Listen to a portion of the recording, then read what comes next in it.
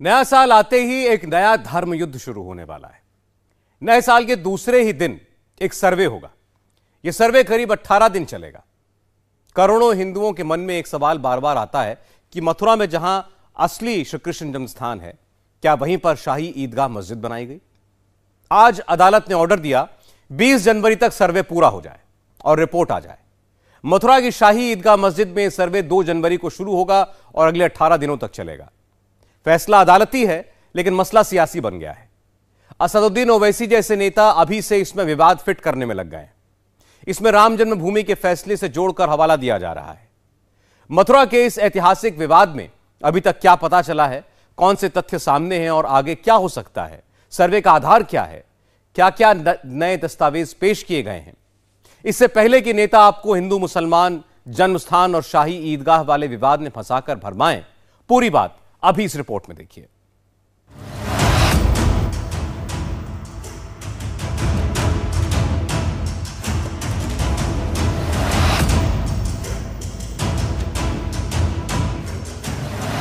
क्या श्री कृष्ण जन्मभूमि पर शाही ईदगाह बनाई गई?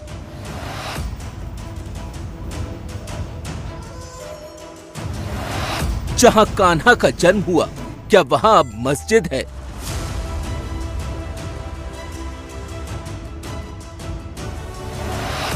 जहां था कंस का कारागार, क्या वहां अब पढ़ी जा रही है नमाज?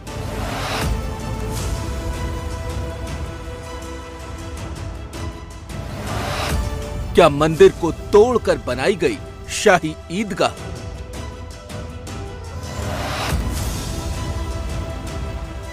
श्री कृष्ण पर आस्था रखने वाले करोड़ों भक्तों को ऐसा लगता है। मुस्लिम पक्ष दावा करता है कि मस्जिद जन्मभूमि पर नहीं बनी है। ये विवाद ठीक वैसा ही है जैसा ज्ञानवापी मस्जिद का विवाद था, और इस विवाद पर अब मथुरा की जिला कोर्ट ने बड़ा आदेश दिया है।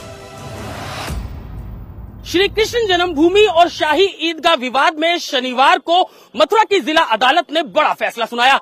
अदालत ने आदेश दिया कि शाही ईदगाह मस्जिद का सर्वे होगा। 2 जनवरी 2023 से यह सर्वे शुरू होगा और 20 जनवरी 2023 को इस सर्वे की रिपोर्ट मथुरा की जिला अदालत में पेश की जाएगी। सर्वे में क्या होगा?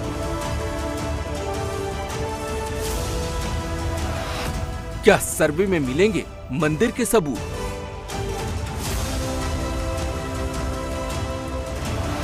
सर्वे की रिपोर्ट का विवाद पर क्या होगा असर?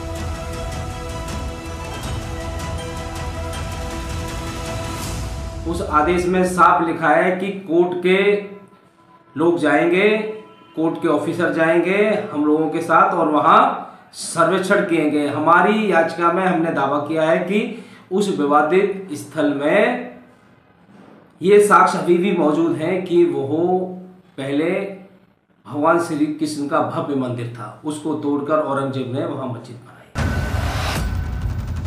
क्या ये सर्वे मथुरा में श्री कृष्ण जन्मभूमि पर हिंदुओं के दावे को पुख्ता कर पाएगा? क्या ये सर्वे नए मंदिर की बुनियाद बनेगा? ऐसे तमाम सवाल कोर्ट के फैसले के बाद उठ रहे हैं। ये सब हम आपको बताएंगे, लेकिन पहले आपको बताते हैं कि आखिर ये विवाद है क्या। मथुरा शहर का ये इलाका कटरा केशव राय कहलाता है। यहीं पर मौजूद है वो जगह जिसे करोड़ों भक्त कृष्ण का जन्म स्थान मानते हैं, यानी प्राचीन केशव देव मंदिर। आज की तारीख में इस जगह पर 2 बड़ी धार्मिक इमारतें देखने को मिलती हैं। श्री कृष्ण जन्मभूमि मंदिर और शाही ईदगाह मस्जिद। इन दोनों ही इमारतों के बीच की दूरी चंद मीटर की है। ये कम दूरी ही विवाद की वजह है, क्योंकि हिंदू पक्ष ये मानता है कि मस्जिद जिस जगह पर है वहां कभी प्राचीन केशव देव मंदिर था। सबसे पहले देख लीजिए कि इस जगह की मौजूदा स्थिति क्या है। जन्मस्थान की जमीन कुल 13.37 एकड़ है। इसमें से 10.9 एकड़ जमीन पर मंदिर और मंदिर से जुड़े बाकी निर्माण हैं, जबकि 2.5 एकड़ जमीन पर दूसरी इमारत खड़ी है जिसे शाही ईदगाह मस्जिद कहा जाता है। जबकि 2.5 एकड़ जमीन पर दूसरी इमारत खड़ी है जिसे शाही ईदगाह मस्जिद कहा जाता है। हिंदू पक्ष का दावा है कि ये पूरी 13.37 एकड़ जमीन श्री कृष्ण जन्मभूमि परिसर का हिस्सा है। इसीलिए 2020 में मथुरा की सिविल कोर्ट में हिंदू पक्ष की ओर से याचिका दी गई, जिसमें कोर्ट से 3 प्रमुख मांगे की गई हैं। पहली मांग ये है कि पूरी 13.37 एकड़ जमीन का अधिकार भगवान श्री कृष्ण विराजमान के नाम हो। दूसरी ये कि परिसर में ईदगाह का अतिक्रमण हटाने का आदेश दिया जाए और तीसरी ये कि 1968 वाले समझौते को अवैध करार दिया जाए। ये सब चीजें संज्ञान में आई तो हम लोगों ने ठाकुर जी की संपत्ति को अवैध रूप से जो निर्माण हो रहा है और जो असुरक्षित है, सुरक्षित करने के लिए दावा प्रस्तुत किया गया है। इसमें हिंदू सेना के अध्यक्ष हैं श्री विष्णु गुप्ता जी, उनके द्वारा इसको वादी के रूप में, मैं अधिवक्ता के रूप में मौजूद हूँ।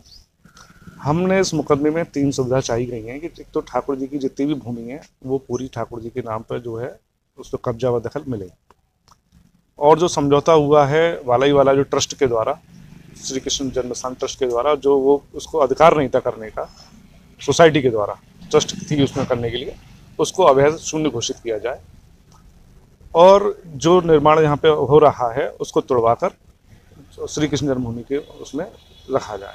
पहली तारीख को हमें बिना सुने, बिना हमें नोटिस दिए, बिना हमारी उपस्थिति के उसमें कोई अमीन कमीशन रिपोर्ट जारी कर दी गई, जो कि असंवैधानिक है, इलीगल है। इस विवाद की तह में 1968 वाला समझौता है। ये समझौता क्या है ये भी हम आपको समझाएंगे, लेकिन फिलहाल कोर्ट की बात को आगे बढ़ाते हैं। ये विवाद मथुरा की सिविल कोर्ट से जिला कोर्ट और हाई कोर्ट में चल रहा है। तमाम कानूनी पेचीदगियों के बीच कोर्ट हिंदू पक्ष की 3 मांगों पर जो विचार कर रहा है उसका मतलब समझ लीजिए। पूरी जमीन श्री कृष्ण विराजमान के नाम करने का मतलब होगा कि कृष्ण जन्म यहीं पर हुआ था। ईदगाह को अतिक्रमण मानने का मतलब होगा कि श्री कृष्ण जन्म स्थान पर कब्जा करके ये इमारत खड़ी की गई।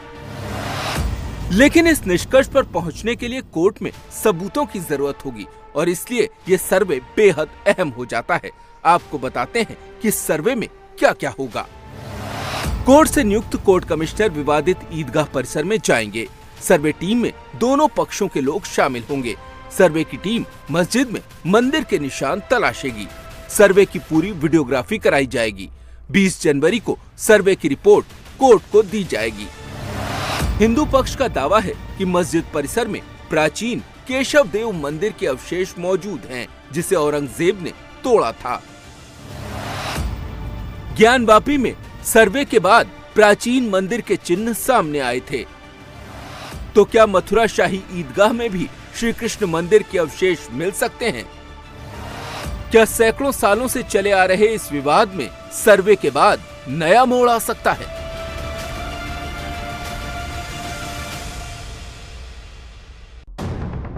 मथुरा डिस्ट्रिक्ट कोर्ट ने सर्वे का आदेश दिया तो मुस्लिम नेताओं के बयान सामने आने लगे। असदुद्दीन ओवैसी ने तुरंत ही इस आदेश को राम मंदिर पर सुप्रीम कोर्ट के फैसले से जोड़ दिया। ओवैसी के मुताबिक ये फैसला प्लेसेस ऑफ वर्शिप एक्ट के खिलाफ है। यही नहीं, ओवैसी के मुताबिक मथुरा में कोई विवाद ही नहीं है, ये सब मुस्लिमों को टारगेट करने के लिए हो रहा है। ओवैसी भले ही दावा कर रहे हों, लेकिन हिंदू पक्ष ने अपना दावा कटरा केशव देव पर कभी नहीं छोड़ा।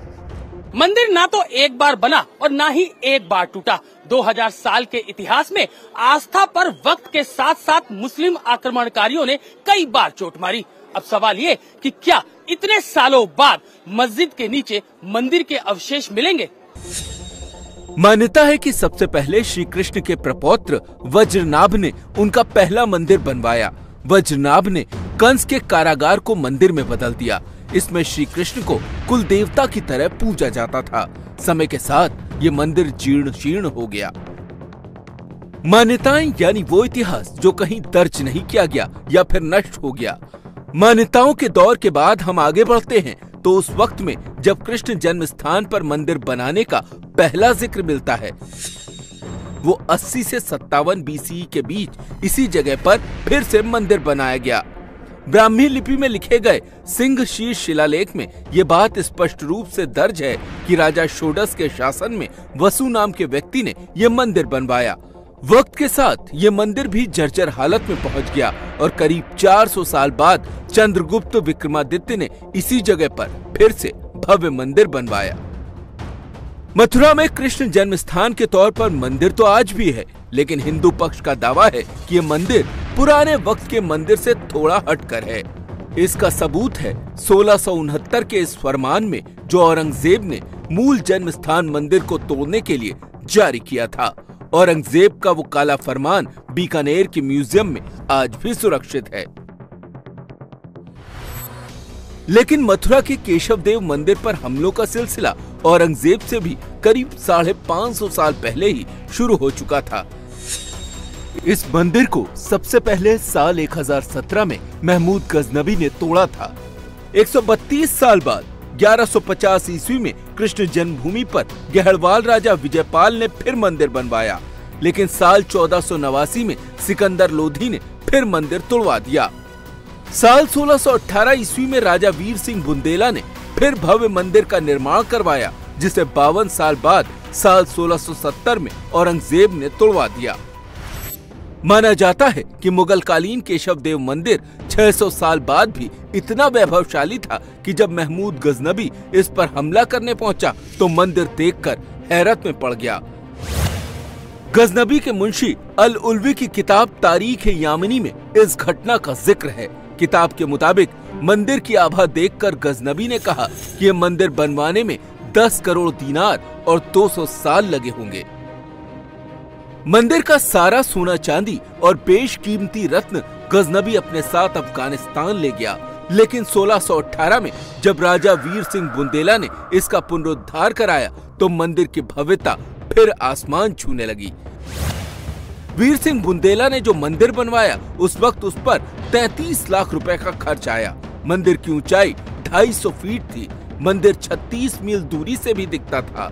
मंदिर के शिखर पर रखे दिए आगरा से नजर आते थे। उस दौर में मथुरा आए इटालियन यात्री मनुची ने ये सारी बातें विस्तार से लिखी हैं। मंदिर को आखिरी बार औरंगजेब ने तोड़ा, लेकिन औरंगजेब के करीब 350 साल बाद भी कृष्ण जन्म स्थान की जमीन का मालिकाना हक कृष्ण के भक्तों के नाम ही है। जो दस्तावेज आपकी टीवी स्क्रीन पर है वो खसरा कहलाता है। इसमें जमीन की नाप जोख के साथ ये बात भी दर्ज होती है कि जमीन का मालिक कौन है। इस दस्तावेज में साफ साफ लिखा है कि 13.37 एकड़ की ये पूरी जमीन कृष्ण जन्म स्थान ट्रस्ट की है।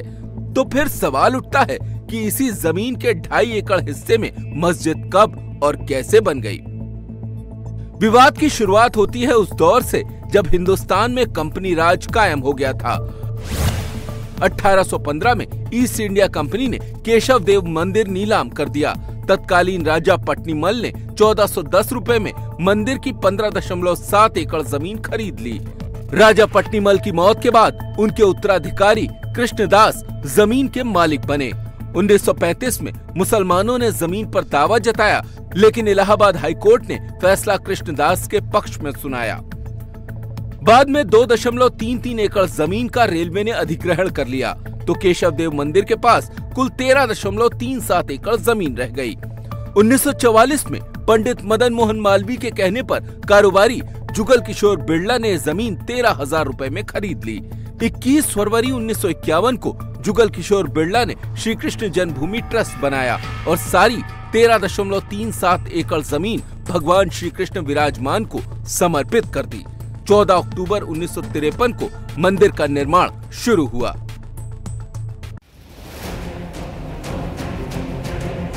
जमीन भी मंदिर की है, मंदिर का फिर से निर्माण भी हो गया, तो फिर पेच कहाँ है? इसका जवाब उसी ट्रस्ट में है जो जुगल किशोर बिरला ने श्री कृष्ण जन्म स्थान के नाम पर बनाया था।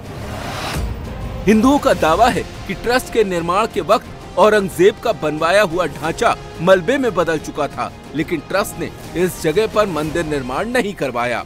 मंदिर का निर्माण वहां से थोड़ी दूर हुआ जहां पर आज पूजा पाठ होती है। मंदिर का निर्माण मूल स्थान पर नहीं हो पाया। 1958 तक श्री कृष्ण जन्म स्थान ट्रस्ट निष्क्रिय हो गया। मई 1958 में ही श्री कृष्ण जन्म स्थान सेवा संघ अस्तित्व में आया। 1967 में श्री कृष्ण जन्म स्थान ट्रस्ट के अध्यक्ष जुगल किशोर बिरला की मृत्यु हो गई। बिरला की मृत्यु के बाद 1968 में सेवा संस्थान ने मुस्लिम पक्ष से समझौता कर लिया। समझौते में तय हुआ कि 2.5 एकड़ जमीन पर मस्जिद बनी रहेगी। मथुरा सिविल कोर्ट में जो मुकदमा है उसमें केंद्र में मुख्य तौर पर 1968 का वो समझौता है जिसे अवैध करार देने की मांग की जा रही है। लेकिन मुस्लिम संगठनों से जुड़े लोग कह रहे हैं कि जब दशकों पहले समझौता हो चुका तो अब ऐसी मांग करना जायज नहीं। जब दोनों पक्ष मिलकर बैठकर बात कर लिए, एग्रीमेंट कर लिए, क्या उस वक्त श्री कृष्णा जन्मस्थान सेवा संघ को ये बातें नहीं मालूम थी जो आज ये लोग उठा रहे हैं? भाई पुरअमन तरीके से बैठकर इसको डिसाइड कर लिया। 1968 में जिस श्री कृष्ण जन्म स्थान सेवा संघ ने मुस्लिम पक्ष से समझौता किया वो श्री कृष्ण जन्म स्थान ट्रस्ट से अलग था। जमीन का स्वामित्व और देखरेख का अधिकार श्री कृष्ण जन्म स्थान ट्रस्ट के पास था। ट्रस्ट की ये शर्त थी कि बिरला परिवार आजीवन ट्रस्टी रहेगा। लेकिन 1958 में बने श्री कृष्ण जन्म स्थान सेवा संघ के पास ट्रस्ट के अधिकार नहीं थे। श्री कृष्ण जन्म स्थान सेवा संघ में बिरला परिवार का कोई सदस्य भी नहीं था। इसके बावजूद श्री कृष्ण जन्म स्थान सेवा संघ ने ट्रस्ट की जमीन को लेकर समझौता कर लिया।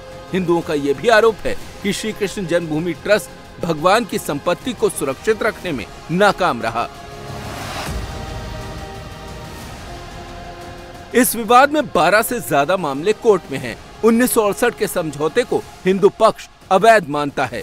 हिंदू पक्ष का दावा है कि ईदगाह परिसर में स्वास्तिक के चिन्ह और कई प्रतीक के साथ श्री कृष्ण का गर्भगृह भी मौजूद है। अब सर्वे में ईदगाह के तहखाने खुलेंगे तो इतिहास की हकीकत भी सामने आएगी और सर्वे की ये रिपोर्ट ही इस विवाद में आगे का रास्ता तय करेगी। इंडिया टीवी हर वक्त हर जगह डाउनलोड करने के लिए सर्च करें India TV news Google play store या ऐप स्टोर पर।